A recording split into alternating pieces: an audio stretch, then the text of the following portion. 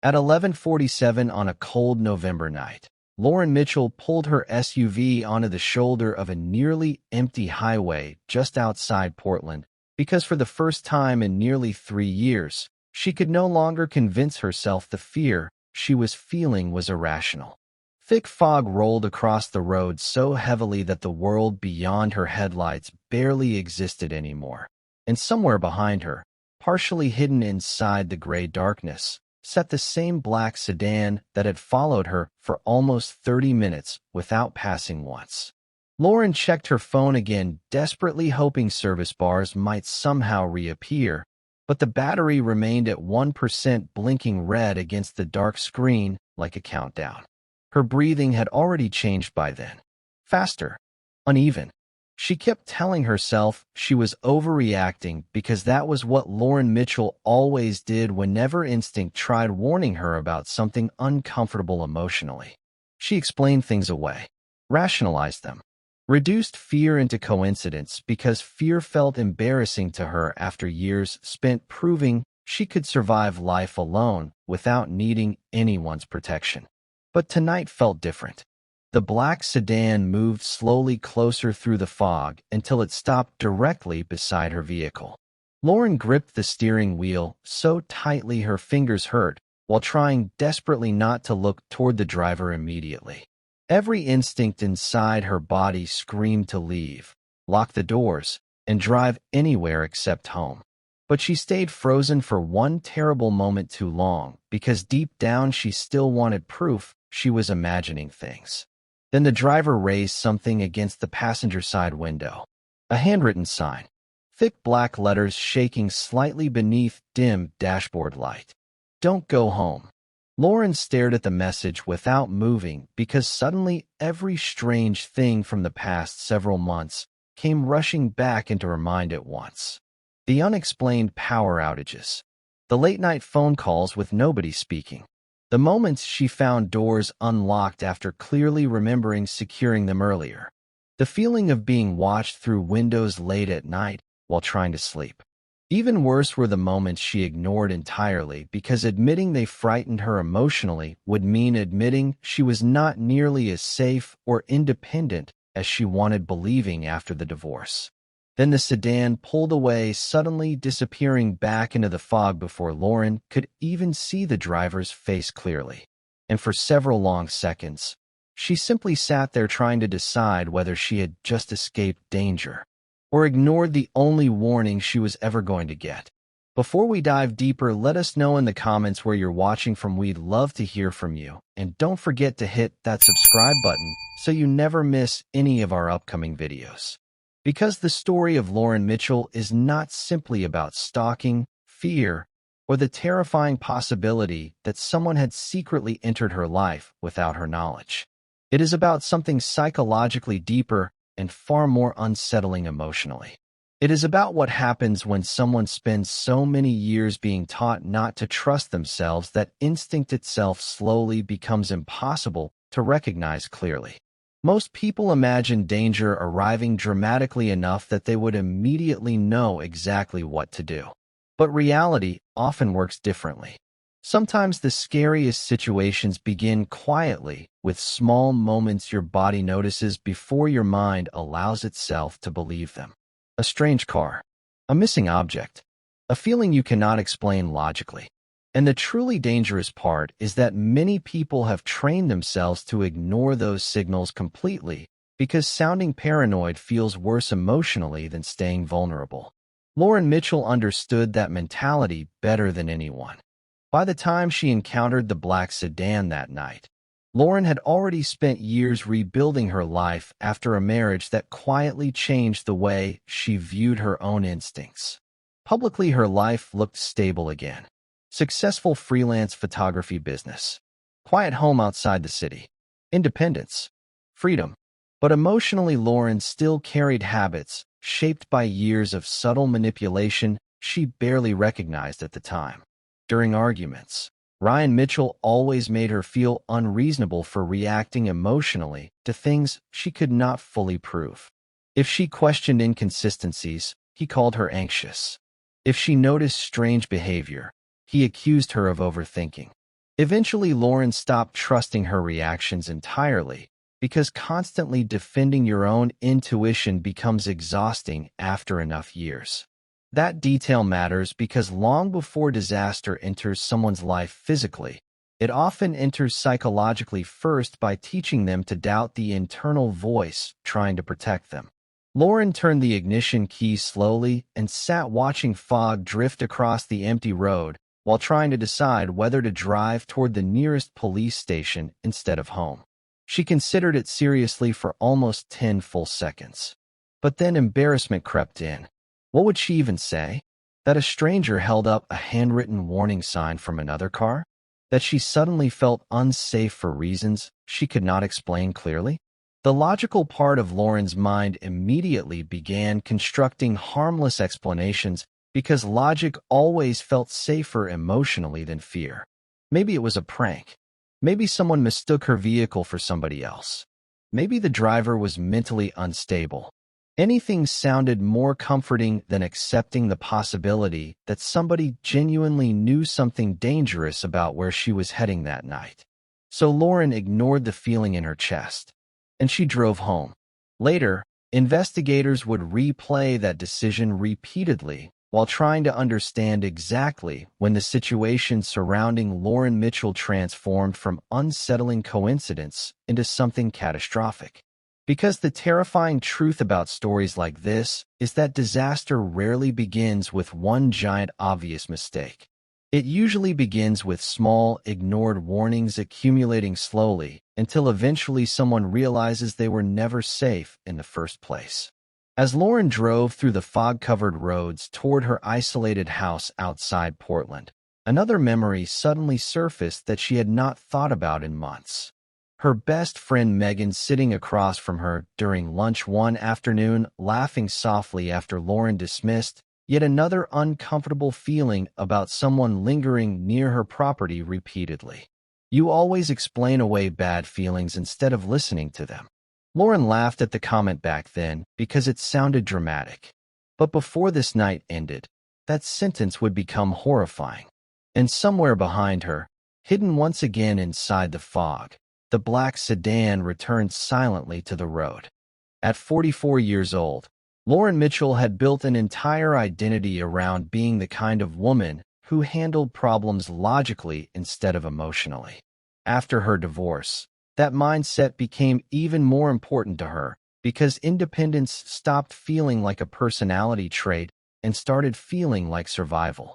She moved outside Portland into a quiet wooded neighborhood where houses sat far enough apart that privacy felt almost guaranteed. And over time she rebuilt her life carefully through routine, discipline, and work. Lauren made a living photographing luxury real estate properties across Oregon, spending long days driving isolated roads between remote homes, empty vacation properties, and wealthy neighborhoods where nobody asked personal questions. The work suited her because it allowed distance, solitude, control. She kept her circle small, trusted very few people emotionally, and convinced herself that needing nobody was healthier than risking disappointment again. From the outside, Lauren's life looked calm and stable. But the deeper this story goes, the more disturbing one reality becomes. Long before Lauren Mitchell realized someone may have been watching her physically, she had already spent years training herself not to trust the quiet voice inside her warning when something felt wrong. At first, the strange events seemed too minor to take seriously. A parked vehicle sitting near the edge of her property longer than expected before disappearing once she noticed it. Anonymous phone calls arriving late at night, with only breathing on the other end before the line disconnected quietly. Small objects inside the house appearing slightly moved from where she remembered leaving them earlier. Lauren always found explanations because that was what rational people were supposed to do. Maybe she forgot where she placed things. Maybe neighborhood teenagers were turning around near her driveway. Maybe poor weather caused the camera failures around the property. Every explanation sounded more comforting emotionally than confronting the possibility that somebody intentionally wanted her frightened.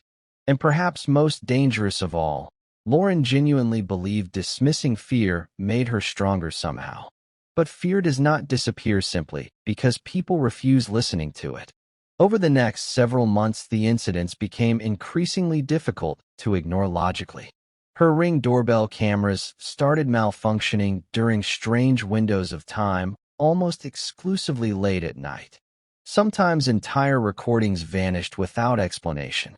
Other times motion alerts triggered while the footage itself remained corrupted or blacked out completely. One morning, Lauren discovered muddy footprints leading across the side of her property directly beneath her bedroom window, even though heavy rain had fallen overnight. Another evening, she came home after a photography shoot and immediately noticed the kitchen chair positioned differently beside the counter. Small detail, meaningless perhaps, yet something about it unsettled her deeply because Lauren knew with complete certainty she never left it there. She stood motionless in the kitchen for nearly a minute staring at the chair before eventually laughing nervously at herself out loud. That reaction says everything about Lauren Mitchell emotionally at that point in her life. Instead of asking why she suddenly felt unsafe inside her own home, she mocked herself for feeling afraid at all. And somewhere nearby, someone was paying attention to that vulnerability carefully. The isolation surrounding Lauren's property only intensified the unease over time. Her nearest neighbors rarely interacted beyond short polite greetings, yet several of them began behaving strangely whenever Lauren mentioned unusual activity around the neighborhood. One older couple abruptly ended conversations whenever she brought up the black sedan she occasionally noticed parked near the wooded road entrance late at night. Another neighbor insisted nobody unfamiliar ever drove through the area despite Lauren personally seeing unfamiliar vehicles repeatedly. Even more disturbing was Noah Pierce, the socially awkward man living several houses away who seemed to appear unexpectedly around Lauren's property far too often. Sometimes he waved politely while walking his dog near her driveway. Other times Lauren caught him watching quietly from across the street before quickly looking away. She told herself Noah probably meant no harm, but instinctively something about him unsettled her emotionally in ways she struggled explaining logically. And yet every time Lauren's instincts tried warning her, she immediately searched for reasons not to trust them. That pattern became impossible to ignore after the anonymous phone calls escalated. The caller never spoke directly at first, just silence, breathing occasionally. Once Lauren heard what sounded like faint movement through leaves or gravel before the line disconnected suddenly. Another time she answered and immediately heard her own voice echoing softly back through the speaker from some earlier conversation near her property. That moment genuinely frightened her for the first time because it implied someone had recorded her without permission somehow. Still, Lauren refused contacting police formally because deep down she feared sounding irrational more than she feared the possibility of actual danger. She kept thinking the incidents would stop eventually if ignored long enough. But the incidents were becoming more personal now. One afternoon, Lauren returned home from photographing a property outside Salem and discovered her backyard gate standing open despite clearly remembering locking it before leaving that morning. Her stomach tightened instantly while walking through the house because the silence inside felt wrong somehow. Too still. She checked every room carefully and found nothing obviously disturbed until entering the bedroom. At first, everything appeared normal there too. Then Lauren noticed her closet door slightly open. Inside, resting carefully on the shelf beside folded sweaters, sat a single Polaroid photograph she had never seen before. The image nearly stopped her breathing. It was a photograph of Lauren herself standing inside her bedroom at night, taken from outside the window. She looked unaware completely. The angle meant whoever captured the picture had been standing only a few feet away from the house, watching her privately through the glass while she moved around believing she was alone. Lauren sat on the edge of the bed staring at the photograph for a long time without moving because emotionally something inside her finally shifted during that moment. Not panic exactly. Recognition. Deep down, Lauren understood immediately that this was no longer coincidence, stress, or harmless misunderstanding.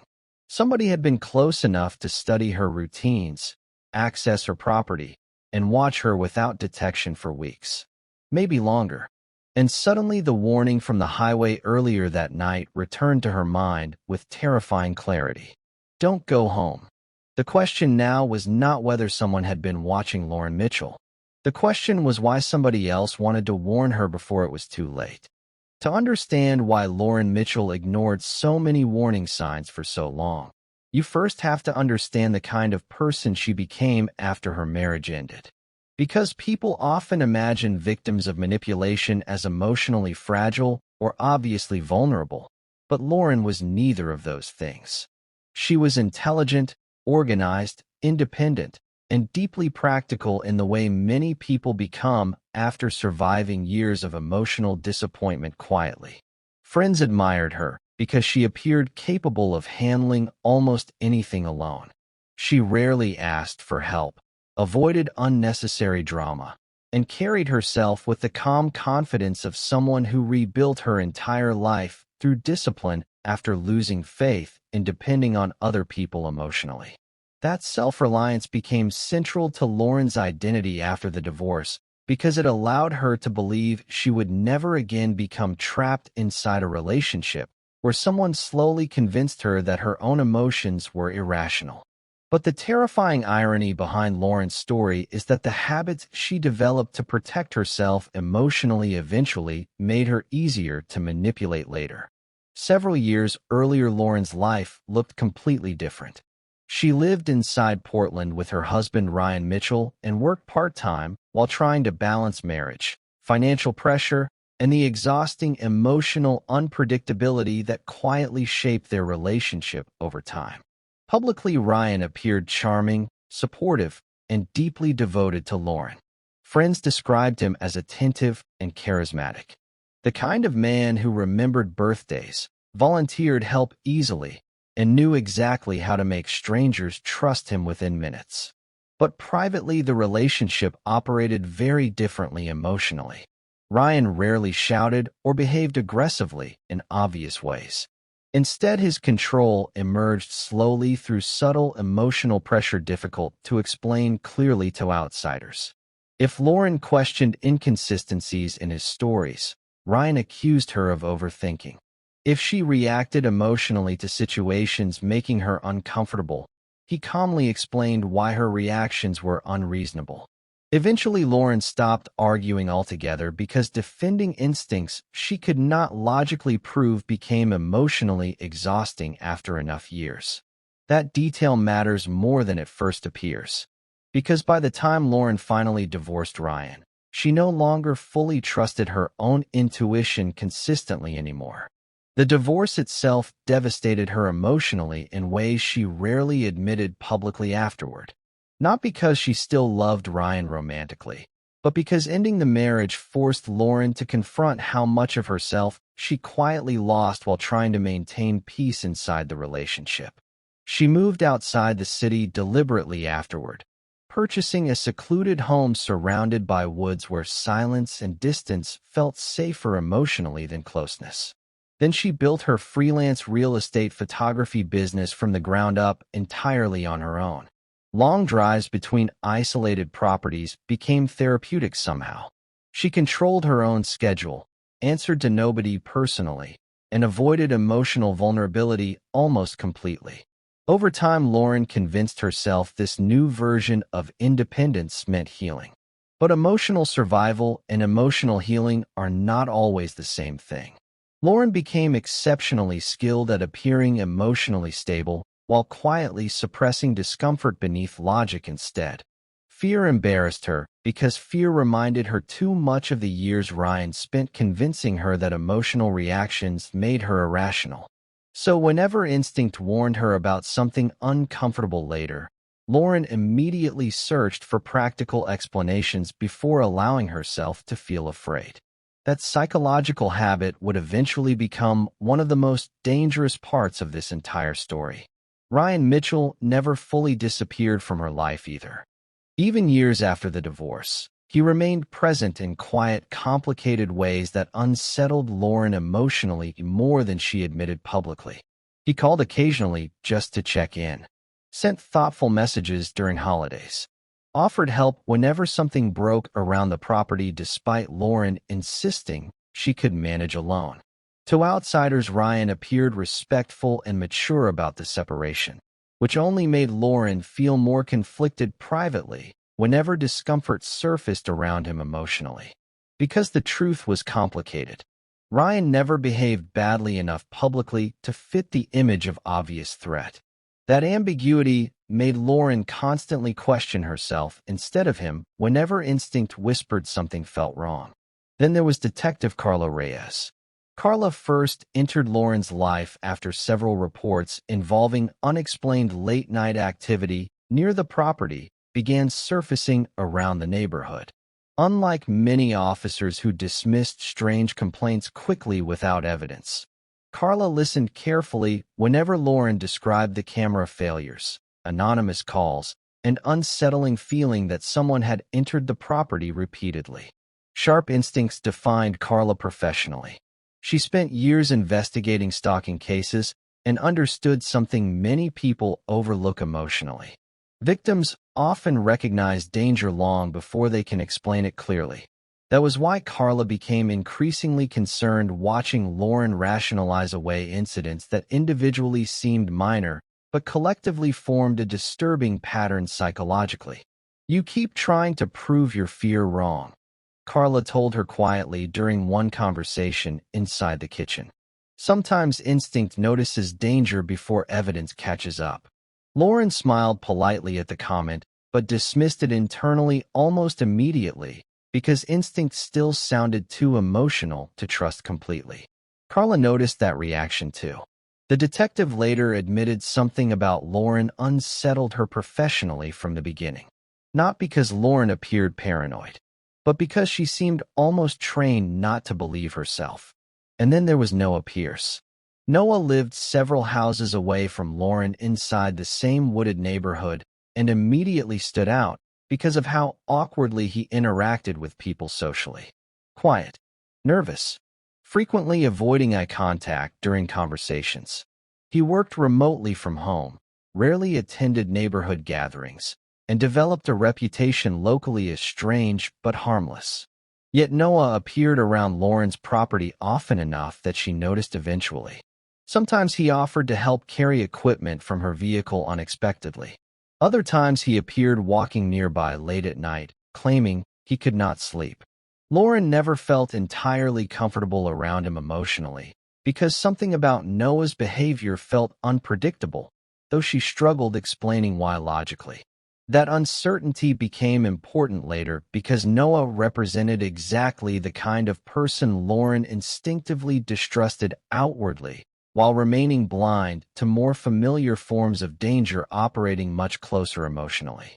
As months passed and strange incidents around the house escalated gradually, Lauren discussed them casually with her best friend Megan during lunch one afternoon downtown. At that point, Lauren still treated most of the events almost humorously. The anonymous calls, the vehicles near the property, the feeling someone entered the house occasionally. Megan listened silently before finally interrupting her with a sentence Lauren laughed off immediately at the time. "You always explain away bad feelings instead of listening to them." Lauren rolled her eyes and joked that Megan watched too many crime documentaries. But later, after everything collapsed, that sentence returned to her repeatedly because deep down she understood Megan had recognized something terrifying long before she did herself. Lauren Mitchell was not ignoring danger because she lacked intelligence. She ignored it because somewhere along the way, she learned trusting her instincts made her feel weak emotionally. And unfortunately for Lauren, someone already knew that about her. The strange incidents surrounding Lauren Mitchell's house stopped feeling isolated after the photograph appeared inside her closet. From that point forward, the atmosphere around her life changed emotionally in ways she could no longer fully dismiss logically, even though she continued trying desperately to do exactly that. Every night the property felt quieter somehow, but not peaceful quiet. Observe quiet, the kind that makes ordinary sounds suddenly feel loaded with meaning. Lauren began checking locks repeatedly before bed despite telling herself the behavior was irrational. She started leaving lights on in rooms she normally kept dark because the empty spaces inside the house no longer felt empty to her emotionally. Yet even as fear slowly intensified, Lauren remained trapped between instinct and embarrassment. She still worried more about sounding paranoid than about the possibility someone had genuinely entered her life without permission. And unfortunately, whoever was watching her seemed to understand that perfectly. Over the following weeks, the disturbances became increasingly personal. Lauren woke several mornings to discover downstairs windows unlocked despite clearly remembering securing them before bed. At first, she blamed exhaustion from work because her photography schedule often kept her driving long distances across Oregon late into the evening. But then came the unexplained power outages. Entire sections of the house would suddenly go dark for several minutes before returning without explanation, while neighboring homes remained unaffected completely. During one outage, Lauren stood alone in the kitchen, gripping her phone flashlight, while listening to what sounded unmistakably like movement somewhere upstairs. Slow footsteps crossing the hallway above her bedroom. She called out twice, believing perhaps an animal entered through the attic or roof, but the footsteps stopped immediately each time she spoke. When the lights finally returned, the upstairs hallway was empty. Still, Lauren rationalized it away. That pattern repeated constantly now. Fear emerged instinctively. Then logic rushed in afterward to suppress it emotionally before she could act. One afternoon, she searched for the spare house key she always kept hidden beneath gardening supplies near the garage and discovered it missing entirely. Another evening, she returned home to find a small wrapped gift sitting carefully outside the front door with no note attached. Inside was a framed photograph Lauren had taken professionally months earlier during a coastal real estate shoot. Beautiful image. But she never printed it or shared the original publicly online. Someone else accessed it somehow. Lauren stared at the photograph for several minutes before finally locking every door in the house manually again. Yet even then, she still refused contacting Detective Carla Reyes directly because part of her remained convinced there had to be reasonable explanations she simply had not figured out yet. But deep down, Lauren already knew the truth emotionally. Reasonable explanations do not leave gifts outside locked houses at night.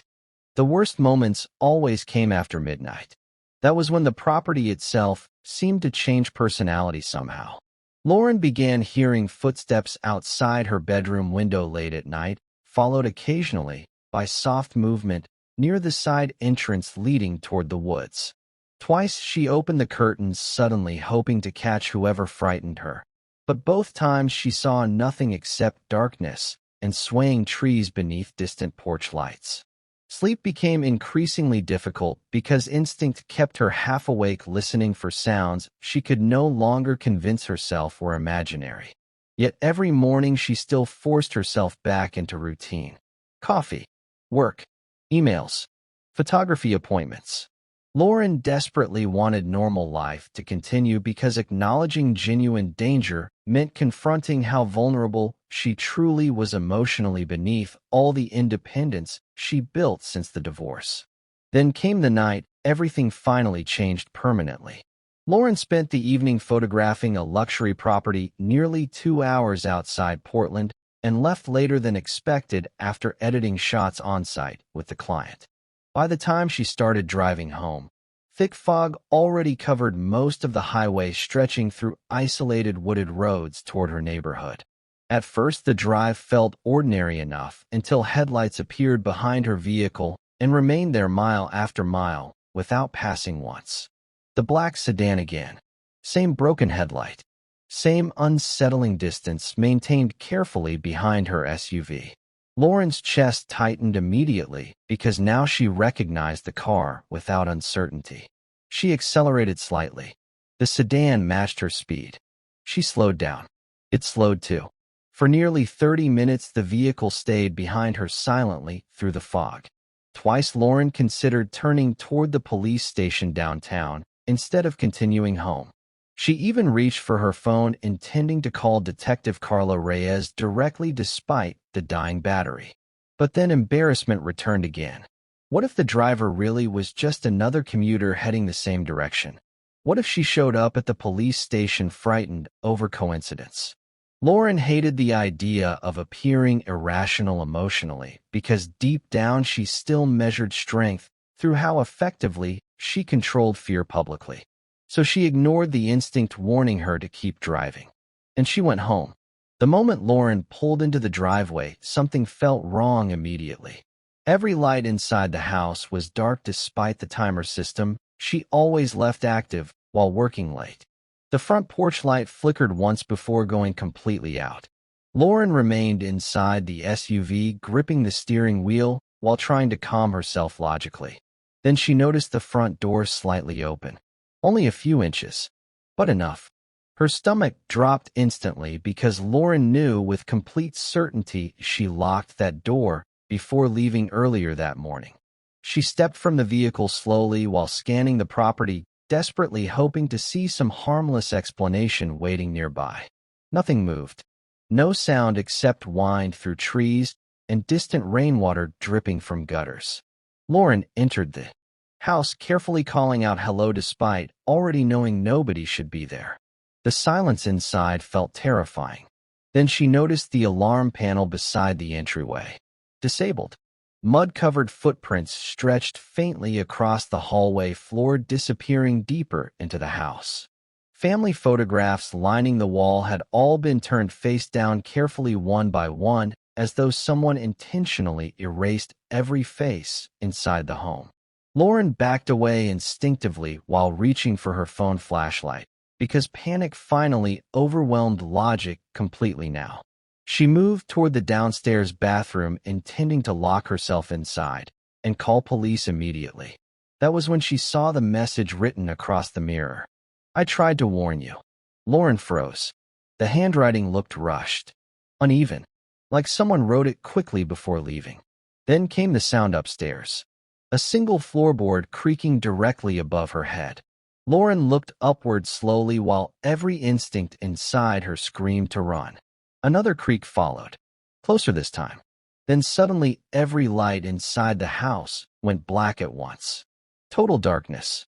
Lauren screamed and stumbled backward against the hallway wall while hearing movement somewhere above her in the darkness. Fast footsteps. Then silence again. She managed to reach the front door seconds later and ran barefoot into the yard, clutching her dying phone while sobbing uncontrollably, trying to call emergency services. Police arrived within minutes alongside Detective Carla Reyes, who immediately realized the situation surrounding Lauren Mitchell was far more serious than anyone initially believed. Officers searched the property room by room until one finally discovered something horrifying inside the attic space above the second floor. Someone had been living there. Blankets, food wrappers, empty water bottles, hidden camera equipment, vent openings positioned carefully above Lauren's bedroom and bathroom. Whoever stayed there had watched her privately for days, maybe longer. But the most terrifying part came moments later when investigators finished searching the attic itself, because it was completely empty now. The discovery inside Lauren Mitchell's attic transformed the story from disturbing local incident into something far larger and psychologically darker almost overnight. Within hours, news helicopters circled above the quiet wooded neighborhood, while reporters crowded outside police barricades broadcasting updates about the woman who unknowingly slept beneath a hidden intruder for days. The story spread across social media with terrifying speed because it touched something deeply primal in people emotionally. The idea that someone could secretly live inside another person's home without detection shattered the basic sense of safety most people take for granted. Suddenly, Lauren's isolated house outside Portland became the center of national fascination. and almost immediately public opinion fractured into competing theories about who Lauren Mitchell really was. Some people viewed her as obvious victim. Others were not so certain. Internet forums exploded with speculation almost instantly. Amateur investigators dissected every public detail about Lauren's life, her divorce, the attic discovery, and the strange black sedan seen near the property repeatedly.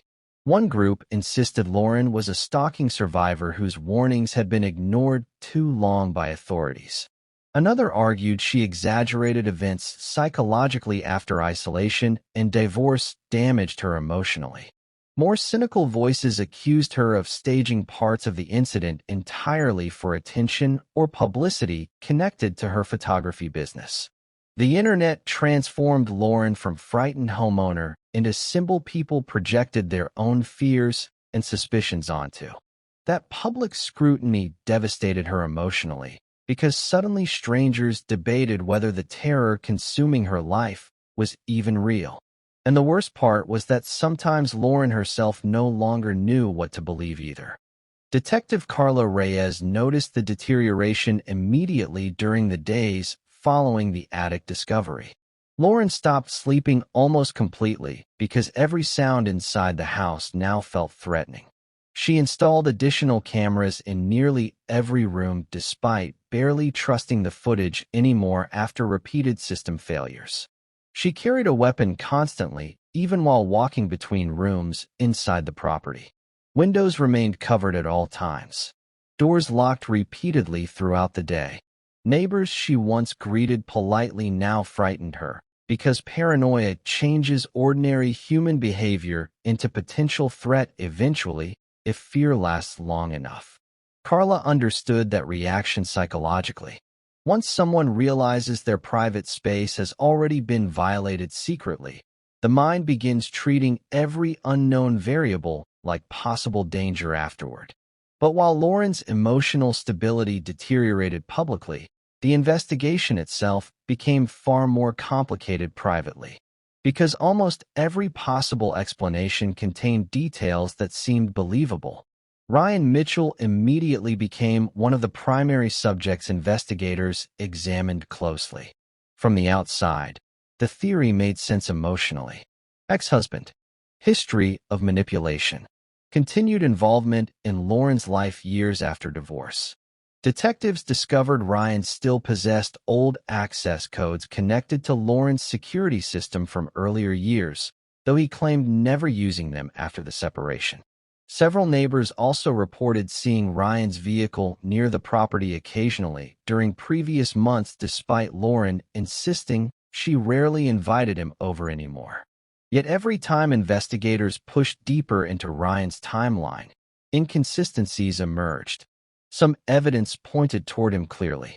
Other details suggested someone wanted suspicion directed toward him intentionally. Then there was Noah Pierce. Public attention turned toward Noah almost immediately after media reports described the mysterious black sedan. Following Lauren the night she discovered the intruder inside her home. Neighbors described Noah as socially awkward, isolated, and unsettling around women occasionally. Online communities began circulating photographs of Noah walking near Lauren's property late at night alongside theories portraying him as obsessed stalker secretly living inside the attic space. Even Lauren herself admitted feeling uncomfortable around him emotionally long before the investigation intensified. Yet Detective Carla Reyes remained cautious because something about Noah's behavior did not fit the psychology she typically saw in predatory stalkers. He appeared nervous around Lauren, yes, but not possessive, not aggressive, more like someone carrying fear himself emotionally. And that distinction would eventually change everything. Other theories emerged constantly as investigators searched for answers. Some detectives privately suspected random drifter invasions connected to several unexplained break-ins reported throughout nearby counties over previous years. Online conspiracy groups linked Lauren's case to missing women investigations connected to isolated wooded communities outside Portland. Others believed Lauren's increasing paranoia itself explained parts of the story psychologically after months of stress, insomnia, and emotional isolation distorted her perception gradually. That uncertainty infected every stage of the investigation because nearly every theory contained fragments of truth mixed with assumptions nobody could fully prove yet. Meanwhile, Detective Carla Reyes uncovered details that made the situation increasingly terrifying. Several unsolved break-ins near Lauren's neighborhood shared strange similarities involving temporary occupation of victims' homes without theft occurring afterward. In two previous cases, women reported hearing movement inside attics or crawl spaces before eventually moving away permanently out of fear. Then investigators discovered something even worse. Surveillance systems surrounding Lauren's property contained unusual blind spots difficult to explain naturally. Whoever entered the home understood exactly where camera coverage failed and when outages occurred most consistently. That suggested planning, familiarity, knowledge of the property itself beyond random intrusion. Then forensic teams analyzed the attic space carefully. What they found there changed the emotional direction of the investigation completely. Hidden inside insulation panels, investigators discovered recording equipment positioned above vents leading into Lauren's bedroom, bathroom, and downstairs living room. Hundreds of audio clips existed documenting private conversations, late-night phone calls, and even moments Lauren spent alone speaking to herself emotionally after difficult days. Whoever occupied the attic had not merely watched Lauren physically. They studied her psychologically, her habits, her fears, her routines. Even more disturbing, several recordings captured Lauren discussing strange incidents around the property while dismissing them aloud logically moments later. The intruder listened repeatedly while Lauren convinced herself not to trust her own instincts. And someone else may have been listening too. By this point, Lauren's emotional state became dangerously unstable. Sleep deprivation blurred her sense of reality constantly now. She checked camera feeds obsessively throughout the night, searching for movement around the property, while simultaneously fearing what she might eventually see. She stopped answering most phone calls entirely. Grocery stores, gas stations, even ordinary public places suddenly felt threatening, because Lauren became convinced someone always recognized her from the news coverage surrounding the case. Detective Carla Reyes privately worried Lauren might eventually break psychologically if the fear continued escalating without answers soon. Then the investigation uncovered one detail that changed the meaning of the black sedan entirely.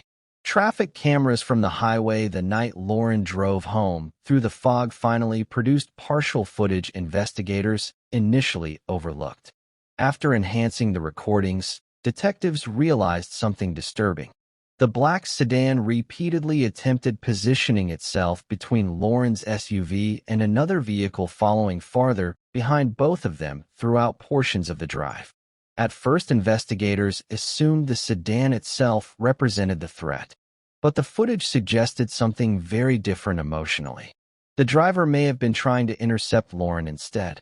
Then Carla connected another horrifying detail. The handwritten warning shown through the sedan window never threatened Lauren directly. It did not demand anything. It did not frighten her intentionally. It simply said, "Don't go home." Not, "I'm coming for you." Not, "You're in danger." A warning, possibly from someone desperate enough to risk frightening Lauren because they already knew what waited inside her house that night. Which meant the person following Lauren through the fog may never have been the predator at all. They may have been the only reason she survived. The breakthrough in Lauren Mitchell's case came almost accidentally during Detective Carla Reyes's review of archived police reports connected to domestic disturbance calls years earlier. At first, the documents seemed unrelated to the current investigation because none involved physical violence directly. But Carla noticed a disturbing pattern emerging slowly across old complaints connected to Ryan Mitchell during the final years of the marriage. Neighbors reported hearing arguments where Lauren sounded confused or emotionally distressed afterward. One former coworker described Lauren privately questioning whether she was forgetting things constantly during that period. Another report mentioned Ryan repeatedly accessing shared accounts and devices after separation, while insisting publicly he only wanted to help Lauren stay organized emotionally. Individually, the incidents appeared minor. Together, they revealed something psychologically much darker. Ryan Mitchell had spent years conditioning Lauren not to trust herself. That realization changed the emotional meaning behind almost every strange event surrounding the house afterward. Carla began re-examining the evidence not through the lens of random stalking or psychosis, but through coercive emotional control escalating gradually after divorce. Suddenly, details investigators previously dismissed started fitting together with terrifying clarity. Ryan knew Lauren's routines intimately. He understood exactly which fears would destabilize her psychologically without appearing criminal publicly. Most importantly, he understood Lauren's greatest weakness emotionally. She desperately wanted to believe she was rational enough not to overreact to fear, and Ryan weaponized that against her for months. Forensic analysis eventually confirmed unauthorized access to Lauren's security system traced repeatedly through old credentials Ryan should no longer have possessed after the divorce. Investigators also uncovered deleted login attempts connected to remote camera outages occurring almost exclusively when Lauren reported hearing movement around the property late at night. The power disruptions, the missing spare key, the unlocked windows, even some anonymous phone calls. One by one, incidents Lauren blamed on stress or coincidence started tracing back toward Ryan's quiet involvement behind the scenes. But what disturbed Carla Reyes most was not the technical evidence itself. It was understanding the psychology behind it emotionally. Ryan never needed Lauren physically trapped inside the marriage again. He needed her emotionally dependent. Every unexplained event around the property slowly eroded Lauren's confidence in her own judgment while simultaneously increasing her vulnerability and isolation. Ryan positioned himself repeatedly as the calm, reasonable figure who could help whenever Lauren became frightened or uncertain. When cameras malfunctioned, he offered security advice. When she became emotionally distressed, he reminded her gently that stress after divorce affects memory and perception. The manipulation worked because it never looked dramatic enough publicly to trigger obvious alarm. Instead, it functioned quietly through accumulated doubt over time.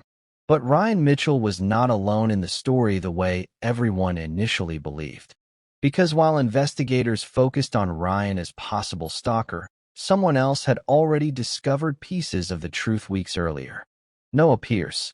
When Carla Reyes finally interviewed Noah properly after the traffic camera footage changed the investigation's direction, his behavior immediately felt different emotionally than previous conversations.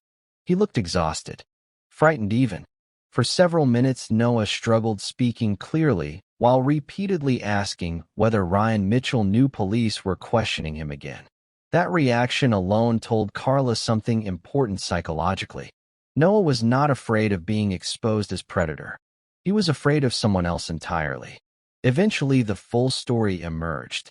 Several months earlier, Noah accidentally witnessed Ryan entering Lauren's property late at night while she was away working.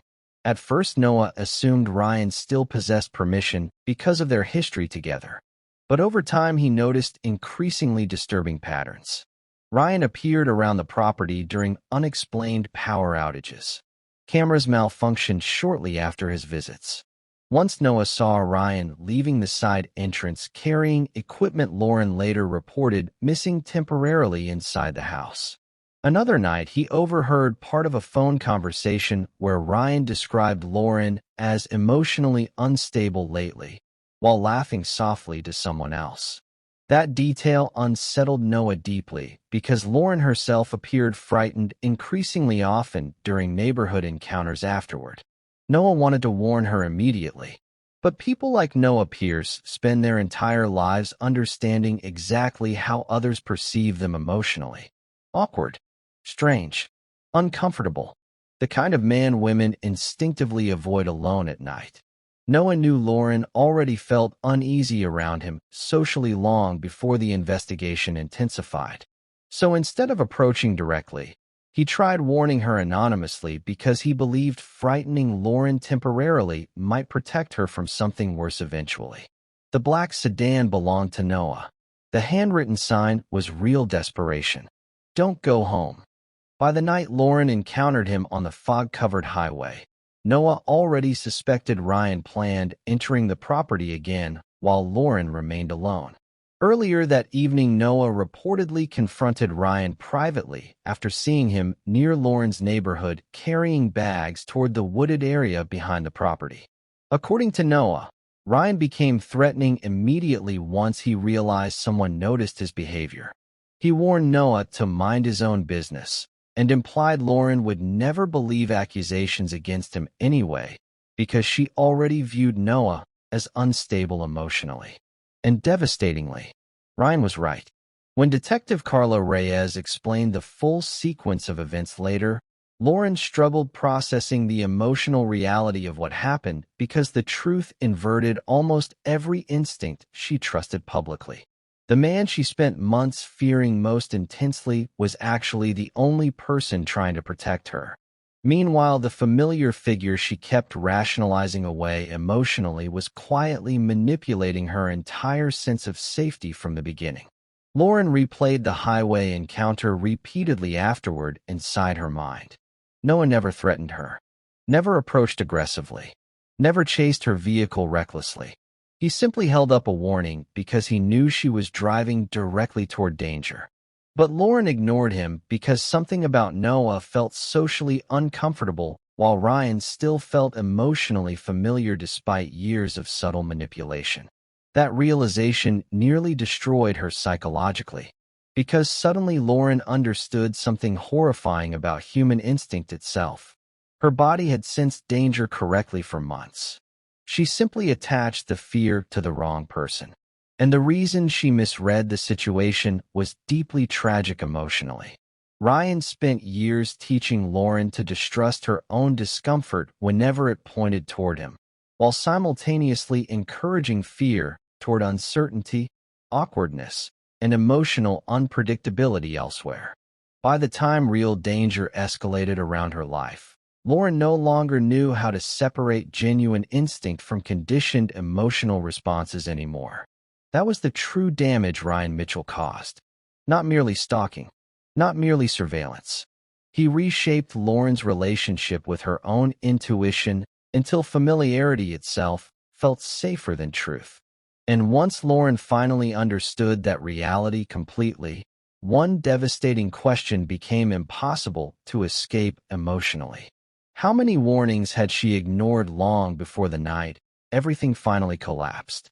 The moment Detective Carla Reyes finally connected Ryan Mitchell to previous stalking-related complaints from years earlier, the entire emotional structure of Lauren Mitchell's story changed permanently.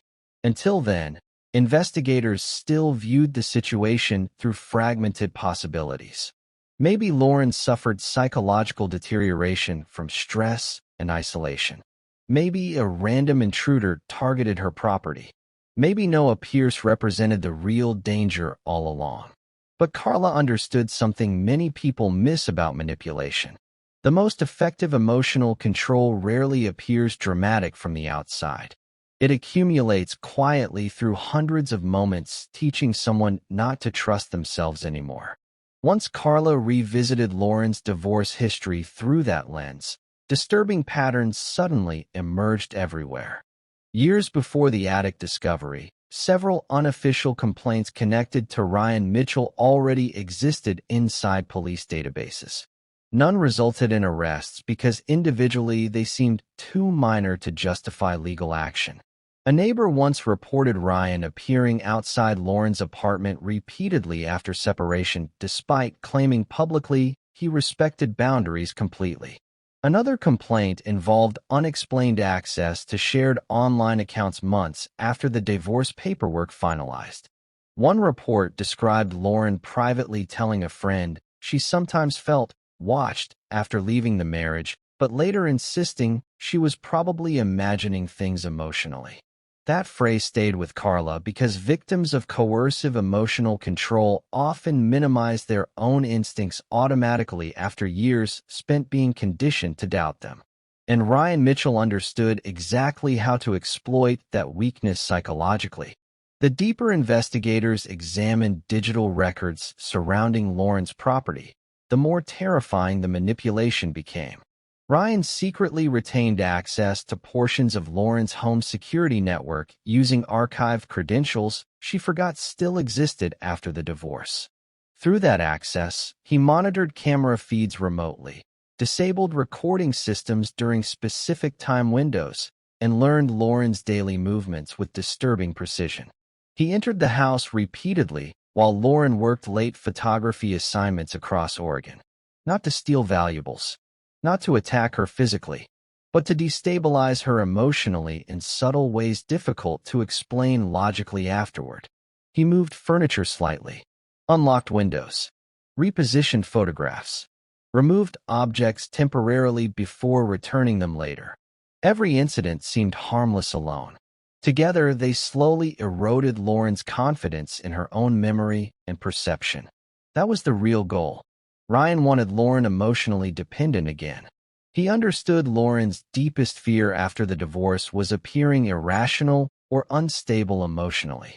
So instead of threatening her directly, he manipulated the environment around her until she started questioning herself privately. Then, whenever Lauren became frightened, Ryan positioned himself carefully as calm, supportive figure willing to help her through stress. He recommended security upgrades, suggested therapy gently during conversations, offered to stay over occasionally for protection after strange incidents occurred around the property. Publicly, his behavior looked caring. Privately, it functioned like psychological conditioning designed to reconnect Lauren emotionally to him through fear and uncertainty. And for months, it worked. But Ryan Mitchell was not the only person secretly watching the situation unfold. Because hidden beneath the fear surrounding Lauren's neighborhood was another truth nobody expected emotionally. Noah Pierce, the socially awkward neighbor Lauren instinctively distrusted from the beginning, had already uncovered much of Ryan's behavior weeks before police ever realized what was happening. The discovery came almost accidentally. One evening, Noah noticed movement near Lauren's side entrance while returning home late at night. At first, he assumed Ryan still visited legitimately because former spouses maintaining occasional contact after divorce was hardly unusual. But over time, Noah witnessed increasingly unsettling details. Ryan entering the property while Lauren was clearly away. Camera systems shutting down shortly after his arrivals. Strange late-night visits during storms or power outages. Once Noah even observed Ryan leaving the attic access area through the garage carrying bags toward his vehicle shortly before investigators later discovered signs someone had secretly occupied the attic space. The realization terrified Noah emotionally because, unlike everyone else around Lauren, he immediately recognized the behavior for what it was. Not love, control. But Noah Pierce carried his own burdens psychologically too. He spent most of his life understanding exactly how people perceived him socially. Nervous around strangers, poor eye contact, awkward speech patterns, isolated lifestyle. The kind of man women instinctively avoid because discomfort feels safer than uncertainty emotionally. Noah knew Lauren already viewed him cautiously long before the investigation escalated. So every time he considered warning her directly, fear stopped him. Fear she would misunderstand. Fear Ryan would retaliate. Fear police themselves might suspect him instead. Those fears were not irrational either, because eventually that is exactly what happened publicly once media coverage exploded around the case. Still, Noah tried warning Lauren anyway, just not openly. The black sedan belonged to Noah Pierce the entire time. Detective Carla Reyes confirmed it through traffic footage and vehicle records after finally understanding the sequence of events properly. The night Lauren drove home through the fog after her photography assignment, Noah had already followed Ryan's vehicle toward Lauren's neighborhood earlier that evening after witnessing another suspicious confrontation near the property. According to Noah's later statement, Ryan became aggressive immediately once confronted privately about entering Lauren's home secretly. He warned Noah repeatedly to stay away from the situation and implied nobody would ever believe accusations coming from someone like him anyway. And devastatingly, Ryan understood human psychology perfectly. By the time Noah encountered Lauren on the highway, he believed she was driving directly toward danger without understanding what waited inside the house already. He panicked emotionally because he did not know how else to stop her without terrifying her completely. So he raised the handwritten warning against the window. "Don't go home." That was not threat. It was desperation. And suddenly Lauren Mitchell realized the most painful truth of the entire story emotionally. The man she feared most intensely for months was actually the only person trying to protect her consistently. Meanwhile, the person she continued trusting instinctively because of familiarity and history was quietly dismantling her emotional stability from behind the scenes the entire time. Lauren broke down completely after Detective Carla Reyes explained everything because once the truth surfaced, every memory rearranged itself emotionally into something horrifyingly clear. Noah never chased her aggressively, never threatened her directly, never entered the property secretly. His behavior only felt unsettling because awkwardness and discomfort triggered suspicion automatically inside Lauren after years spent associating familiarity with safety instead of danger. Ryan exploited exactly that blind spot psychologically. He looked normal, familiar, reasonable. So Lauren kept rationalizing away every instinct warning her about him while projecting fear toward the one person whose behavior merely felt socially uncomfortable. And that realization devastated her more than the addict discovery itself. Because deep down Lauren understood something tragic emotionally.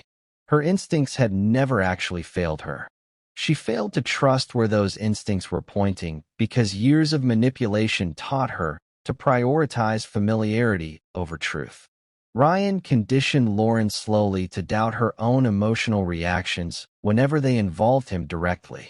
By the time real danger escalated, her mind automatically searched for safer explanations instead of confronting the terrifying possibility that someone she once loved might deliberately be destroying her sense of reality itself.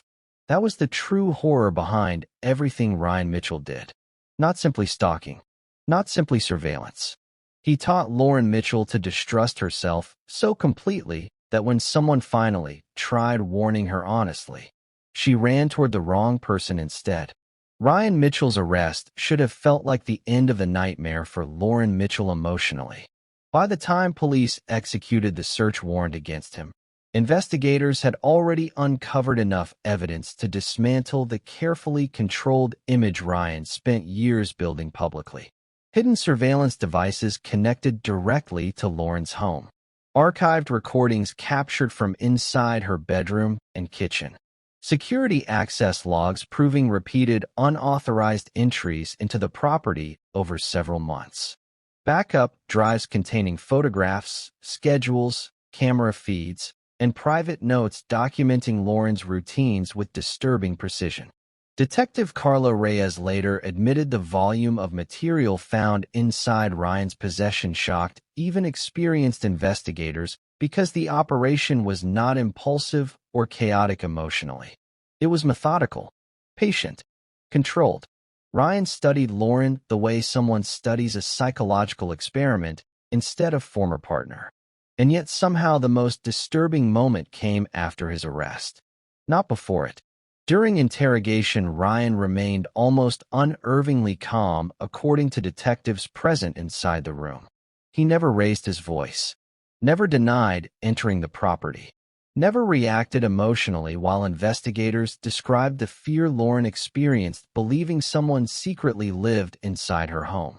Instead, Ryan spoke with the same measured patience Lauren remembered from years of marriage whenever he explained why her emotional reactions were supposedly irrational. At one point, Detective Carla Reyes asked him directly whether he understood the psychological damage he caused Lauren over time. Ryan looked genuinely confused by the question. Then he said something that left the room silent for several seconds afterward. "I never touched her," he explained quietly. "I just made her doubt herself." That sentence haunted Lauren more than every hidden camera or attic recording combined once Carla eventually repeated it later. Because deep down Lauren understood immediately that Ryan was telling the truth in the most horrifying way possible emotionally. The real violence inside their relationship was never physical. Ryan dismantled her confidence in herself slowly enough that by the time genuine danger appeared, Lauren no longer trusted the instincts trying desperately to protect her. He never needed to lock doors, threaten her openly, or control her through force because he discovered something psychologically far more effective years earlier. If someone doubts their own perception deeply enough, they begin controlling themselves automatically. And Lauren had done exactly that for years without realizing it. After Ryan's arrest, the house outside Portland remained almost unbearably quiet for weeks. Reporters eventually disappeared. Police vehicles stopped circling the neighborhood. Online discussions moved toward newer tragedies as public attention always does eventually. But for Lauren, the emotional aftermath had only just begun because now she had to confront something even harder than fear itself: memory. Once the manipulation became visible clearly, Lauren could suddenly trace warning signs backward through nearly every stage of the marriage and the months afterward. Small moments she once dismissed emotionally now looked terrifyingly obvious in retrospect. The forgotten passwords Ryan somehow always knew anyway. The arguments where he convinced her she misremembered conversations that never actually happened the way he claimed. The times he laughed gently after Lauren became uncomfortable around certain situations and calmly explained why she was letting anxiety control her again. The nights she sensed someone outside the house before immediately criticizing herself internally for sounding paranoid. Even the highway encounter with Noah Pierce replayed differently now inside her mind.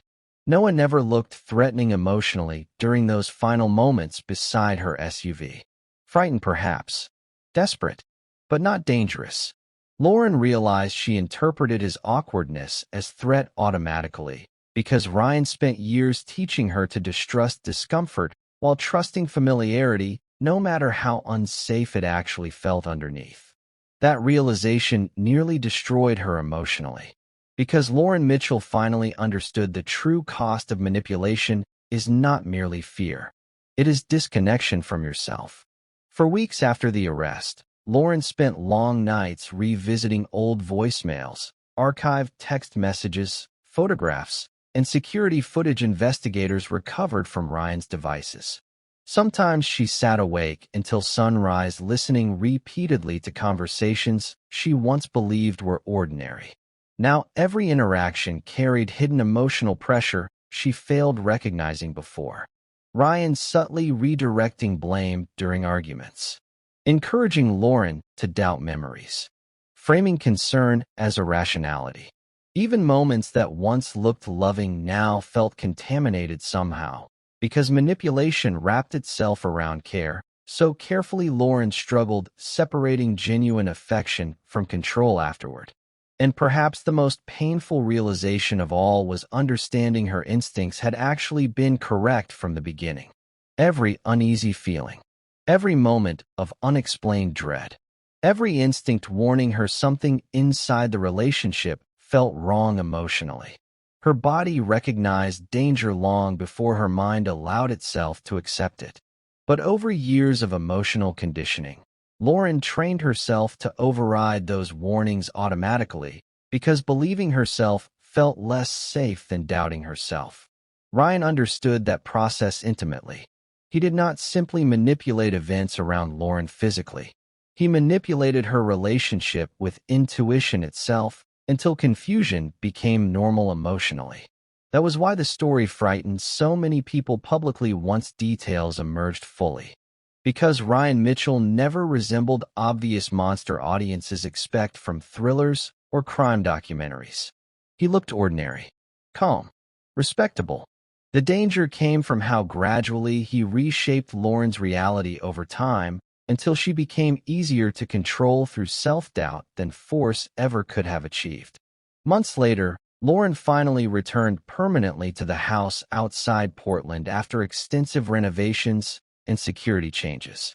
Friends questioned the decision repeatedly because many assumed too much trauma remained attached to the property emotionally. But Lauren explained something quietly to Detective Carla Reyes during one final conversation that revealed how much she changed psychologically afterward. "If I leave because I'm afraid," she admitted softly, "then he still controls the ending." So Lauren stayed. The final moments of the story take place late one evening long after the investigation officially ended. Lauren sits alone inside the living room watching the upgraded security monitors connected to every camera surrounding the property now. Rain taps softly against the windows outside, while automated locks engage throughout the house one by one with quiet mechanical clicks. For several seconds, Lauren simply watches her own reflection inside the monitor screen while trying to separate instinct from fear emotionally in ways she never fully understood before. Then the voiceover asks one final question. Sometimes danger doesn't arrive suddenly. Sometimes it teaches you slowly to ignore your own instincts first. Lauren stares toward the front door camera silently. And somewhere inside the quiet darkness of the house, the audience finally understands the most terrifying part of her story was never the person hiding in the attic. It was how long she spent learning not to trust herself before she ever looked up there. Fade to black. As Lauren Mitchell's story spread online, the reactions became deeply emotional because people were no longer discussing only stalking, surveillance, or hidden cameras inside an attic. The conversation became something far more personal. Thousands of viewers began sharing moments from their own lives where they ignored a feeling they could never fully explain logically at the time. Some described relationships where they slowly stopped trusting their own emotions because another person constantly convinced them they were overreacting. Others admitted staying inside situations that felt wrong for years simply because familiarity felt safer emotionally than uncertainty. That is what made Lauren's story so unsettling for audiences across the country. Deep down, many people recognized pieces of themselves inside her decisions. Because the terrifying part of manipulation is not always obvious cruelty. Sometimes it is someone teaching you quietly that your instincts cannot be trusted. And once that happens long enough, even danger begins sounding unreasonable inside your own mind. That is why the story of Lauren Mitchell stayed with people emotionally long after it ended. She was not careless. She was not unintelligent. In fact, Lauren spent most of her life believing she was rational, independent, and emotionally strong. But years of subtle psychological conditioning changed the way she interpreted fear itself. Every warning sign became something to explain away logically instead of something to investigate emotionally. By the time real danger entered her life openly, Lauren had already spent years learning how to silence the internal voice trying desperately to protect her. And maybe that is what makes this story feel so uncomfortable.